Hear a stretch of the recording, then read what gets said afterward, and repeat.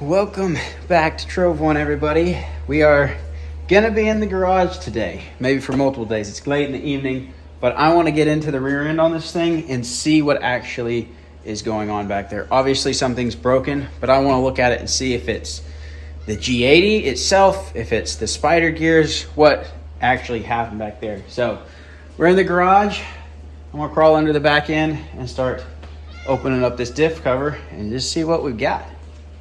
One of the other things I want to see while I'm doing this is I can't help but think about what would happen if this happened somewhere besides being close to home, say on a cross-country trip. If I'm in Colorado, Utah, Wyoming, somewhere way out there like we were this summer or earlier this year, what would happen in that scenario? So I'm actually going to pull out the tools I have in here that I carry in the Suburban all the time because I want to see if I have the tools to like service a differential. Obviously certain things can't be fixed, but I want to get an idea a little bit better. I've got a lot more tools, but I also want to make sure my toolkit that I carry in the vehicle will function for most of the normal things.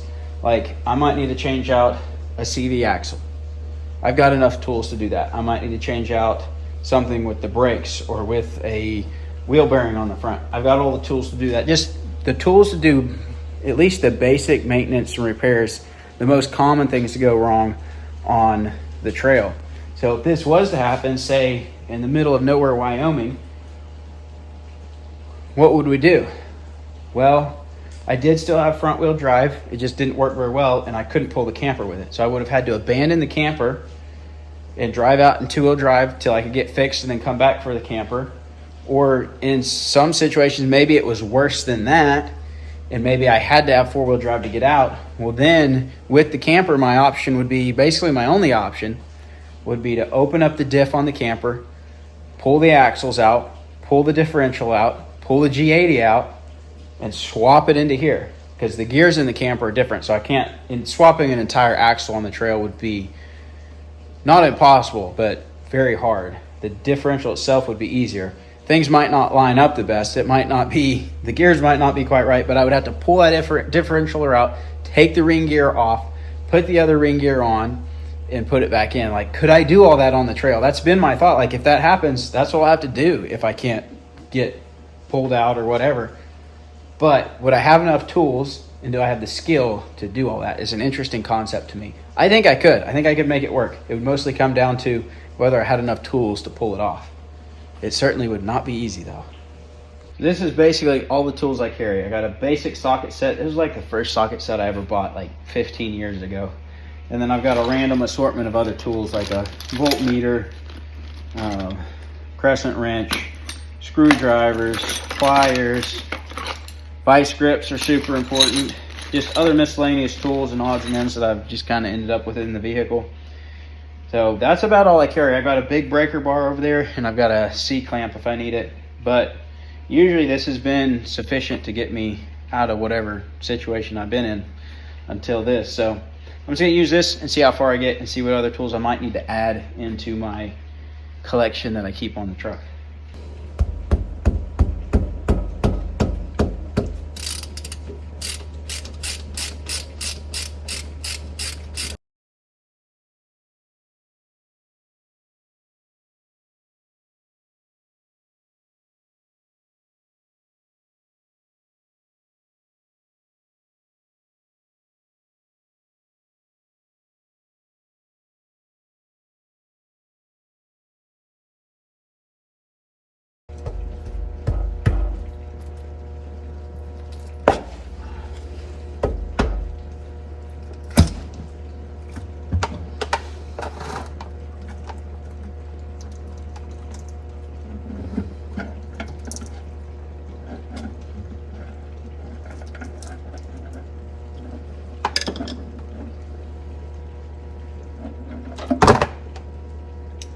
Well, that was nice. See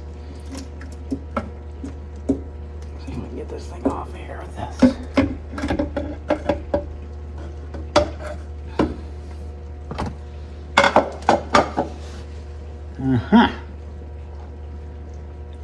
That's not supposed to be there. That's not supposed to be there. That's part of the It's my little spider gears. There's a piece. There's another half of a spider gear. There's part of our G80. Another piece of that. There's another piece of the locker. Another half of a gear. Here's another piece of, yep, that's locker. It all fell apart. Another chunk there. Phew.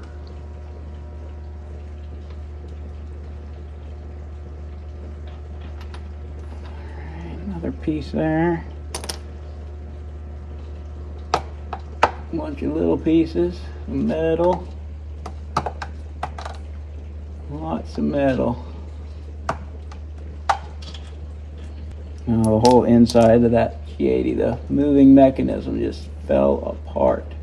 Well, I think we found the problem. Ain't got no gas in it. Well, our spider gears broke in half, differentials in pieces. There's no way to know which failed first. More than likely it was the G80, but it is also possible that one of these spider gears fell apart. I had the rear end serviced and I had a new front seal put in it 6 months ago, back this summer. We got stuck, high centered the axle really bad and then drug it through the dirt with the winch and it caused the front seal to leak. So I took it in, had that professionally replaced by a mechanic I use on a lot of my GMs. And they noted when I did that the spider gears were looking rough. What that means, I don't know. I didn't actually talk to them about it, but they had it on the mechanic's notes. So, you know, I knew then it's probably a matter of time, and time is here. You can see that whole middle section. You can see those spider gears in there chewed up. You can see where it's beat up there, chipped off. I'm going to inspect the ring gear, ring and pinion, and see. If we're lucky, we might not have damaged the ring and pinion, but it's a good chance we did. Well, from what I can see looking at the ring and pinion, it looks like it's okay. There's one tiny spot on the ring that might be an issue. I'll have to get it out and look at it better probably, but I think it would be all right. I think technically I could probably go pull the G80 out of my camper, or I've got another G80 in my parts vehicle out here. I could probably put that diff in and we'd be okay. I don't work on rear ends very much. I'm not a mechanic. I've done one time and just swapped the differential and didn't really have to set anything really. But I may need to get it professionally done to make sure everything's set correctly on it. That if I can use the same ring and pinion, it's a little bit easier, but it's still not exactly my area of expertise. So we'll see. We'll have to look at it a little bit more. Well, I don't really have time right at the moment because I'm gonna go eat dinner. But it's not as bad as it could be. It could have cracked the housing. The housing's okay. It just took out the spider gears, the differential, and the cover. So technically, I have all the parts for this laying around, unless I want to try to do some upgrades and make it stronger. Part of the concern all along was when we put in the 6.0 with the 4L80, we are pushing a little bit more horsepower and torque to the rear end. How was the 10 bolt going to hold up to that? And so far it's been okay, but I haven't really pushed it hard towing. And even this wasn't pushing it that hard, especially considering the amount of traction our tires have. Our tires they're down to the wear bars all the way around. We need new tires. So I wasn't even dealing with that enormous amount of traction or anything like that. So maybe it was just its time. Maybe it was partially because we've got more horsepower going to it.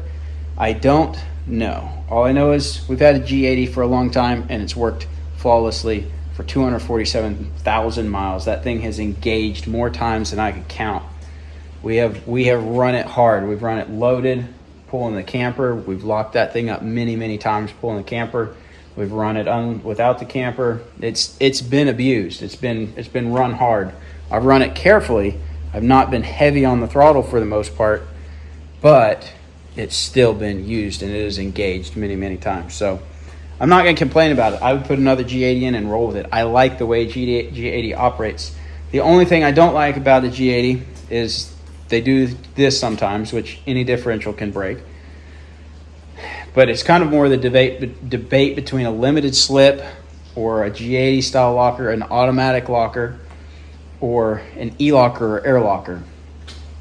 The biggest problem I see with limited slip in the G80 style is when you're going to an obstacle, your wheels a wheel has to start spinning before that thing ever engages. And sometimes, I've run into this many times in the Ozarks, when that happens, all momentum is lost, then the locker engages. And if you were locked before hitting that, you would have maintained your momentum and it would be a lot easier to go up that obstacle. That's the biggest problem with a limited slip or the G80 style. And there's some things you can kind of do with the brake and different things to try to manually make the G80 engage sooner. But it doesn't always work. Sometimes it unengages. And same thing with any limited slip. I have a Eaton limited slip in my red truck. And it's been pretty good, but I haven't wheeled it near as much as this. So that's kind of my opinion on limited slip. I see the value in them, but the type of wheeling I do, not losing that momentum could be a game changer. So I would like to put an E-locker in here. That would be my first choice, is to try an E-locker and see how it works. I know they can have problems. After an E-locker, I would probably stay with a G80 or some sort of limited slip. I don't think I'd go air locker. I'm just not a big fan of them, even though I'm sure they work good when they're set up right and everything. But either way, I need a locker. But I have a G80 sitting around that's free. So the free is kind of hard to beat. But we'll see. I don't know yet. We'll figure it out. All right, guys. We are back in the garage. And this is where we're going to be with the Suburban for a while. Because it's time, A, to fix the rear differential, and B, to do a solid axle swap. That's right. We're getting rid of the independent front suspension. And we're going with a solid axle under this thing. So essentially, we've got to pull everything off the front end. We got to pull upper control arms, lower control arms, CV axles, front differential, wheels, brakes, everything up here, shocks, torsion bars, everything. So these Chevys are torsion bar front suspension. There's no coil springs or leaf springs in them. They're a torsion bar. So they're a little bit different from some other vehicles. It's not uncommon, but it's not as common as like coil springs in the front. So we got to pull all that stuff out, and we're getting rid of it. We're getting rid of the independent front suspension. So I'm just going to start the teardown, put this thing on some jack stands, and it's going to sit in here until it rolls out with a solid axle under it. So it's going to be a little bit of a long process. I'm going to try to film as much of it as I can and try to give some information on it as we go. But for now, we're just going to start the teardown and start getting all this stuff out from under here.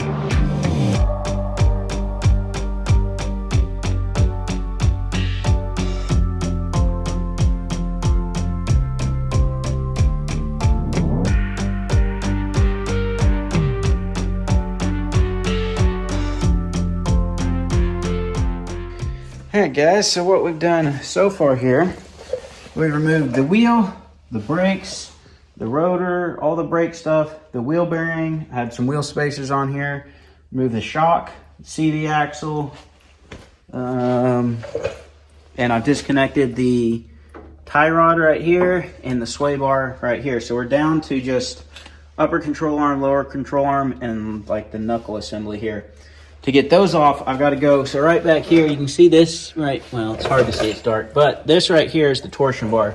So that is basically a steel bar that has a twisting force on it. And that is the spring for the front end. So there's a key back here. I gotta go get that loose. Then I'll be able to, take all the tension off that bar.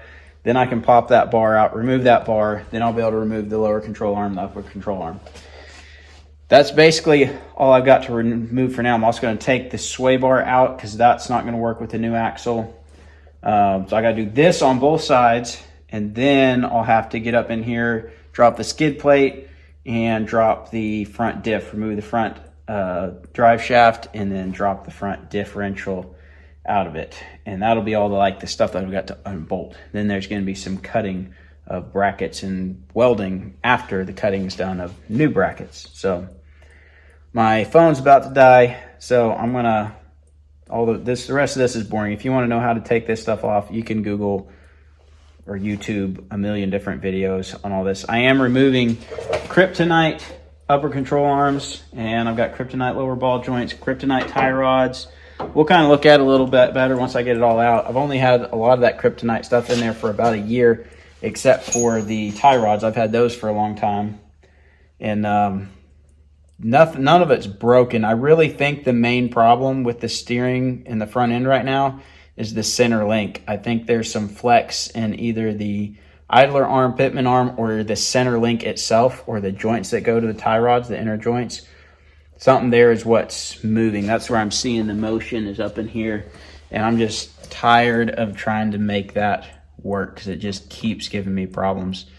So I just have no faith in the front end. Even though the ball joints and the tie rods, I've never broken anything on it. Some of the stuff we've done, if I had factory parts, I think it would have broke. But I ran stock parts for a long time too. So anyway, I'm going to pull all these off. Most of these are good parts, so I'll be saving those, and I'll put them on one of my other vehicles.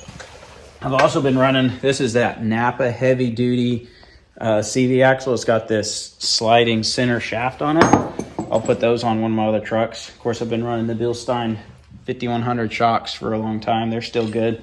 So a lot of good parts here. I'll put on another truck or something, or hold on to as spare parts for one of my other trucks if I need it. So won't be wasting anything. But other than that, I'm gonna turn the camera off for a little bit and just go to work getting this stuff torn apart.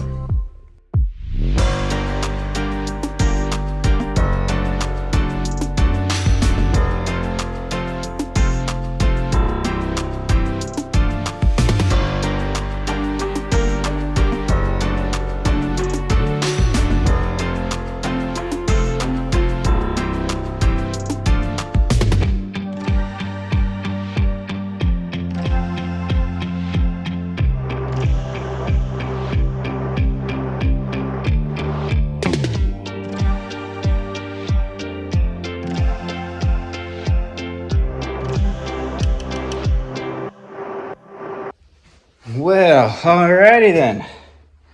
Front differential is out. That's the original diff.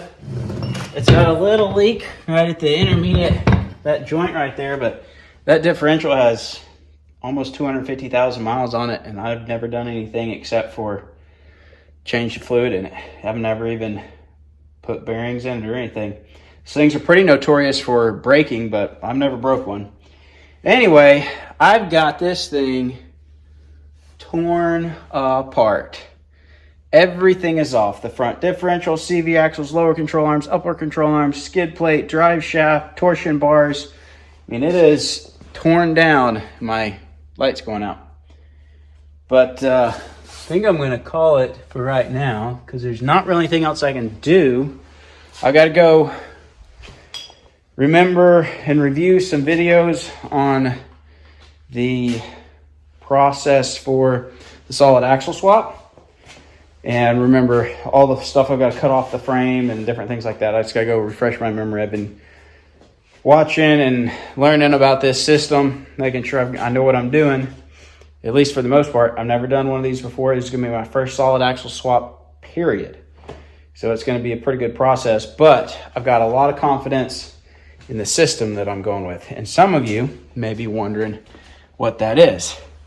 We're going with the Tahoe Overlanding solid axle swap for the GMT 800. They make numerous kits I'm gonna set the camera down here where I can talk without holding it and my arm getting tired. But Tahoe Overlanding, which is sponsoring this, they're sending me all these parts that we should be getting fairly soon. They're sending me all the stuff, and they just told me install it, show how it's done, and go use it, which I'm super excited about it. And there's a lot of reasons I chose this particular setup, and I'll try to get into a few of them, and you'll see and hear more of them as we go through the process of building this. But the Tahoe Overlanding swap uses a Dana 44 axle out of a 2000 to 2001 Dodge Ram 1500. So, and there's a lot of reasons why they use that. One of the big reasons is you can actually swap a Chevy wheel hub assembly, which I've got one sitting here somewhere. You can swap that hub assembly directly onto this axle. There's a few different parts and pieces and everything that go into this whole thing, and you'll see all those eventually. But you can put a Chevy wheel hub on it, which means I can run my factory Chevy wheels, which means I can use my factory ABS sensor, so I get to maintain ABS, which is a big deal for me because I want my vehicle to be as safe as possible because I'm carrying 6 kids around it and my wife around in it. And this is a vehicle I need to be able to daily drive. So this system, this kit that they sell, to me is the best kit on the market for maintaining a factory functional vehicle as far as safety and functionality is concerned and ride quality. So it also uses the factory, you can get different ones, but it uses the factory springs, coil springs from the Ram. So I've got those springs, I'll just put those in. If I want to put some heavier duty ones, I can. They also make a coilover option for it, so I could run coilovers instead of springs and shocks. I'm probably going to run springs and shocks. Well, I am running springs and shocks because it's cheaper than getting coilovers, and I can do everything I want with that. So I'm running, I cut my finger. Oh well, it's not bleeding, just a light cut. Anyway, so ABS functionality, I get to run coil springs in the front, which a lot of solid axle swap systems run leaf springs, which are just, they don't ride as good. I don't want leaf springs. I would not do it if it had to have leaf springs. I don't want to do it. Let's see. The swap only adds a little bit of weight, which is kind of a big deal. It also flexes out really good. You get a lot of upward travel. You run coil springs, so it's got good comfort. And it is running almost all, there's a handful of parts in it that are custom made, and that's what Tahoe Overlanding builds and sells in their kits. But almost all of those parts are not really wear items. Some of them are like joints where there'll be some wear there, but as far as your hubs, that's a stock Chevy hub. So you can get any GMT 800 or GMT 900 hub. You got to watch the ABS sensor on the 900 because the 800 and 900 have different ABS sensors. But you can actually swap the ABS sensor over from an 800 into a 900 hub. So you can run factory hubs. You're running factory brakes from the Ram on the front of the Suburban when you put that axle in. So one of the other big deals for me in not wanting to do stuff that's too custom, and why I've avoided it for a long time, is if you get into crazy custom parts and then you start traveling across the country and you break something, you can't get parts. You can't go to a parts store and pick it up. So with this, if a wheel bearing goes out, I can go to the parts store, pick me up a Chevy wheel bearing, slap it on there, keep rolling. Most of the other parts on the front end are going to be from the Ram, so I'll be able to pick up those parts. The drive shaft, my drive shaft's going to be a little different. Most of the time, I think they use a front drive shaft off of a Dodge Durango. I don't remember what year. I'd have to look that up. But it's a factory drive shaft, so even if you broke that, your U-joints are regular U-joints. Your drive shaft is a pretty easy drive shaft to get from a parts place or a junkyard or something. So almost all the parts on it, there's more to it than that. I'm sure I'm missing some of the stuff. I'm learning some of it as I go, but it's the safest, it's the most comfortable, it's the most practical. It gives you the best functionality. Unless I was making this a stupid rock crawler with 40-inch tires or something, there would be no reason to go to something else. And even then, I could still use their kit and go to some heavier duty axles, some 3/4 ton, 1 ton axles, which a lot of people are like, you need to go with the 14 bolt in the rear end. You need to go to 1 tons. And I'm thinking, No, not really. I broke the G80 after 250,000 miles. That's usually the first thing to go. That's the weakest thing on the 10-bolt axle that I've got in here. And now I can replace that. If I put another G80 in there, which I might do because that's cheap, I would like to put an Eaton Elocker in there because I think that's the best option. That or like a Positrack or something. But I would like to put an Eaton Elocker front and rear. But those are expensive. Don't know when I'll be able to do that. But the solid axle, I can also put a locker in the front, which I could not do with the IFS because they don't make one for them because they're just going to break. Like they won't hold up to it. So they don't even make one. So I'll be able to put lockers front and rear at some point if I want. Where was I going with that? Oh yeah, 1-ton axles. So people say I need to put a 14 bolt, put the heavy duty Chevy axle under the back end of this. There's a lot that goes into that. And if you're really going to get the benefit out of a 14 bolt, you've got to go to the 14 bolt full float, not the semi float. The 10 bolt's a semi float. Then there's a 14 bolt light duty, which has a little bit smaller ring gear. It's a little bit smaller of an axle, but it's still a 14 bolt, but it's the ring gear is different. One, I can't remember exactly what they are. One's like a 9.5, one's a 10.5 ring gear, something along those lines. Anyway, there's two different 14 bolt axles. One's a light duty, one's a heavy duty. If you're going to get the full benefit of the 14 bolt, you need to go to the heavy duty, which is a big axle. It's got a huge pumpkin. I've got one on the 8.1. That's what it has from the factory. That Suburban has it, and the pumpkin on it is huge. So I'd have to go to even bigger tires to keep from dragging. We dragged the 10 bolt. We got stuck the other day because the 10 bolt was hanging up.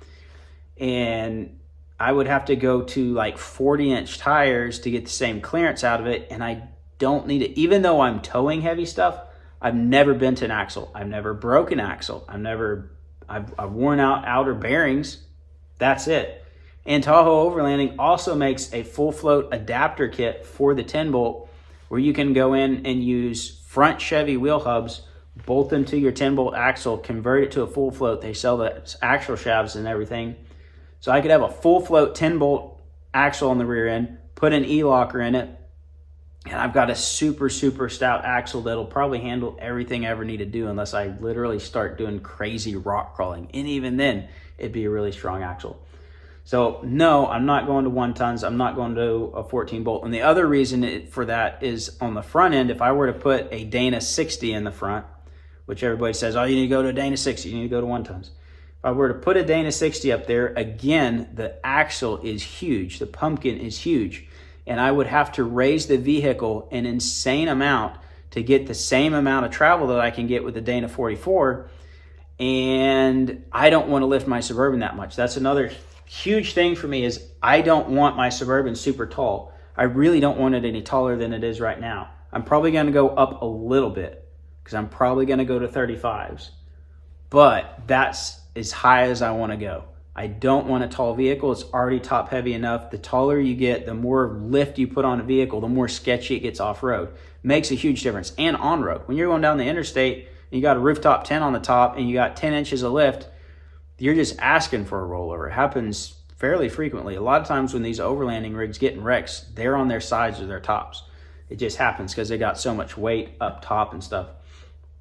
So I want to keep it as low as I can. I want to go the minimum I can to do the things that I want to do, to keep my center of gravity as low as possible, to get as much flex as possible, to keep it as safe as possible, all the different factors. There's a ton that goes into it, but that's kind of the really important ones is the ABS, the capability, the comfortability, the ease of getting parts, and I don't have to change out my rear axle. And if I did a 14 bolt, so a 3/4 ton Chevy that a 14 bolt comes under is leaf sprung in the rear.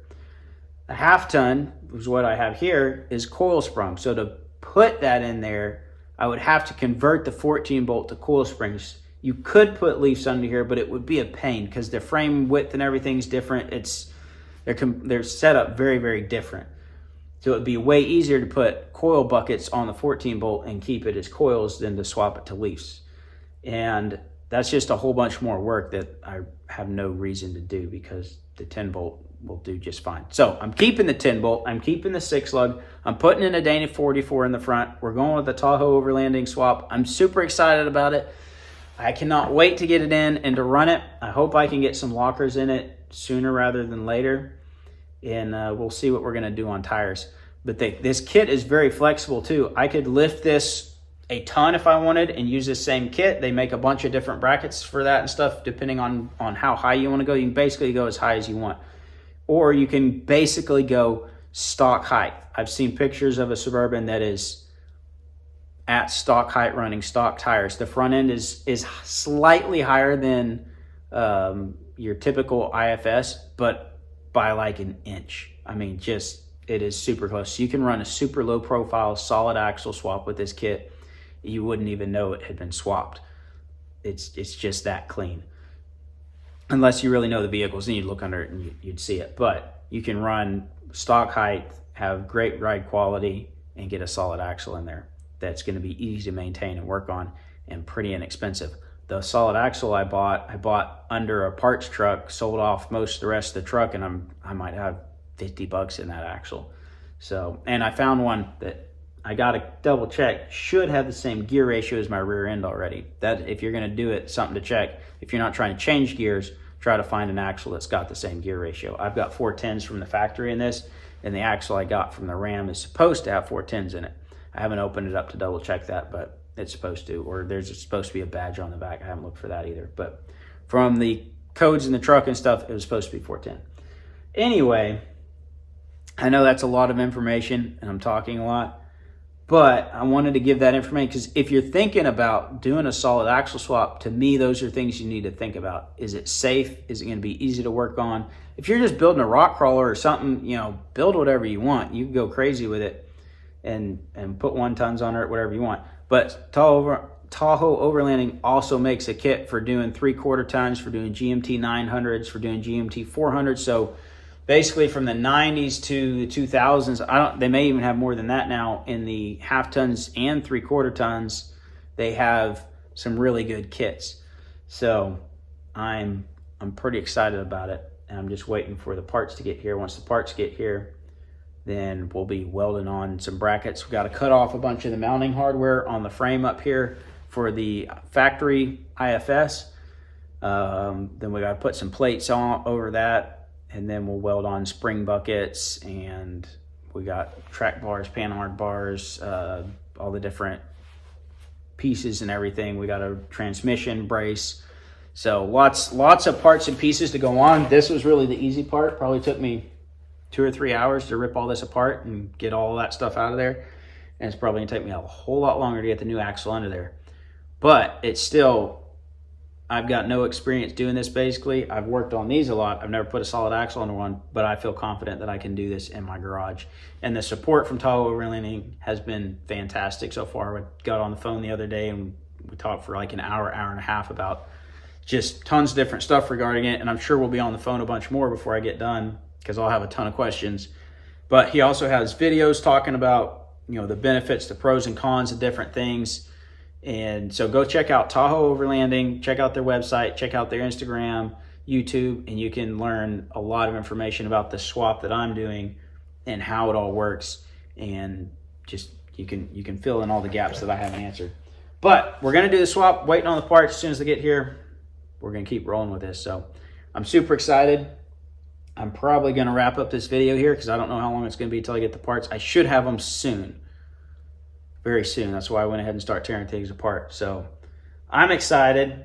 And if anybody out there has a connection with Eaton, I would like some Eaton E-lockers. I need one for a 10-bolt Chevy GM, and I need one for a Dana 44 out of a 2001 Dodge Ram. I'm probably a long shot. But if anybody knows anybody, I would really like to put those lockers in, because that, to me, is probably the best solution. I've been looking at lockers and researching them and trying to figure out what the best thing to do is, like E-locker, air locker, mechanical locker. I've looked at a lot of the different options, Yukon, Eaton, Ox lockers, a bunch of different ones. I was kind of leaning towards Ox for a little bit, but then I got to talking to a guy from Tahoe Overlanding about them, and he's installed some, because they're mechanical, but they got on the front, the mechanical part comes out of the diff cover and some things like that. And it's like, well, that's just going to get broken off. So I pretty much come down to air lockers are not very reliable and you have problems with your air system a lot and things internally. I like the G80 other than it does explode sometimes. And so I may put a G80 back in it because I have another one. I've got 2 more sitting around, so I can just slap one in and keep going. But I think the Elocker is my favorite solution if I could have it. I've got an Eaton True Track in my GMC Sierra, and it's been good. I replaced my G80 with it. I've not got any complaints. Yukon makes a Positrack as well that sounds like it's pretty good. There's several kind of auto locker type deals, Positracks that have clutch packs and different things in them. And I'm not opposed to one of those. The front, I definitely want an E-locker. I would prefer the one in the rear to be an E-locker. And the reason for that is I've run into many, many situations with the G80 where all of those take a minute to engage. And there's ways you can get on the brakes and different things and try to manually engage them, but it's not a guarantee that that's going to work and it's going to necessarily be engaged. What I want is to not lose my momentum. When I'm going up over an obstacle, especially when it's muddy and slick like in the Ozarks, when you hit an obstacle and your locker's not engaged until you basically stop, now you've lost your momentum. If your locker's already engaged, you've got your momentum, you keep on going. So I've seen that happen, I don't know how many times with the G80, where if I had been able to have it manually locked in before I hit the obstacle, I probably would have made it, or I'd have had a better shot at making it, versus sitting there, wheel spin, locker engages, now we can go again. And the G80's got me through many, many, many obstacles that I would never gotten through with an open diff. But if I had my choice, I'd put Eaton E-lockers front and rear and roll that way. But we'll see. They're expensive. Maybe someday. Anyway, I'm rambling, but I'm all into this subject right now because I'm trying to get all this done and everything. And we're going to run some new tires. My plan is to go to 35s. I think while I'm doing all this, I'm going to set it all up to run 35s. I don't think I've got to lift it anymore to do it. I think I've just got to make a few minor alterations on the back end. And the front axle is actually going to be shifted forward like an inch or two from where the IFS would sit at. Just moves it forward a little bit, which gives you a little better approach angle and you can clear bigger tires a little bit easier. So that is going to fit. And then I've just got to get the rear end set up to fit 35s. But that's my plan. We've been running 33s, 285, 70, 17s for years. But I want to go to 35s. And part of the reason for that is, and some people will argue this, but from what I've seen in the field, in my area, a solid axle on the front is going to hang up and have less clearance than the IFS that I have. That's not necessarily true in every portion of it. Like the outer part of the IFS may be lower than the outer part of a solid axle, but that pumpkin in there, when you're going through ruts that are like this, where your wheels are down in these ruts and there's a hump of dirt in the middle, which we run into everywhere in the Ozarks, that pumpkin will drag. I've had it happen on my tow truck. I've seen it happen on a Tahoe Overlanding swap Suburban. Our friend with Overland to Water, he's done this swap already. I saw his drag where my IFS cleared. So I know that is going to happen. So to maintain a similar clearance level to what I've had on the front and I've already been hanging up the 10 bolt in the rear, I'm going to go to 35. So just give me a little bit more clearance on the axles. It'll get me to that next step, and I should never need to go bigger than that. It'll take me anywhere I want to take this thing. So that's also going to be pretty cool. So new front axle, new tires, bigger tires, maybe lift it just a hair more, but just the bare minimum. So I'm not getting this thing so stupid tall that it's not functional. And then hopefully we'll also be able to build our rock sliders and maybe a rear bumper here while we got it down. We'll see how far I get. While I'm waiting on parts, I'm just going to keep trying to work on stuff, try to start. My rock sliders will be the next thing I start to build. So if my parts don't come in, I'm going to start building the rock sliders.